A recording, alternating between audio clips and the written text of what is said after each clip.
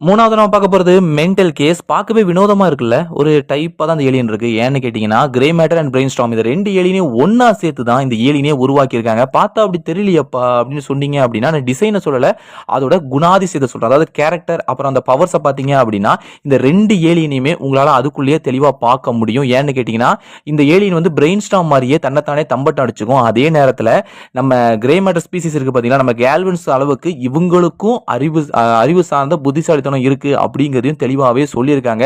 So இந்த 2 எலியும் ஒண்ணா சேர்த்து தான் ஃபேன்மேட் யூனிவர்ஸ்ல வந்து ஒரு மிகச்சிறந்த புத்திசாலியான இந்த மென்டல் கேஸ் அப்படின்னு சொல்லக்கூடிய இந்த ஏலியனை வந்து கிரியேட்டர்ஸ் உருவாக்கி வச்சிருக்காங்க. ஆனா உண்மையிலேயே இந்த ஏலியன் வந்து ரொம்பவே ஒரு பவர்ஃபுல்லான ஒரு ஏலியன். லிஸ்ட் போட்டா பெரிய லிஸ்டே இருக்கும் இதோட பவர்ஸை பத்தி. இதால மெமரி ஆல்டரேஷன் பண்ண முடியும், டெலிகனிசிஸ் இருக்கு, டெலிபதி இருக்கு, ஷார்ப் கிளாஸ் இருக்குது. இப்படி ஏகப்பட்ட பவர்ஸ் இந்த ஏலியன் கிட்ட இருக்கு. அது மட்டும் இல்லாம ஒரு ஆப்பனண்ட் வந்து இதை தாக்க வராங்க அப்படின்னா அவன் எப்படி தாக்க வரான், என்ன மாதிரி தாக்குவான் அப்படின்னு சொல்லி இதால தனக்குள்ளேயே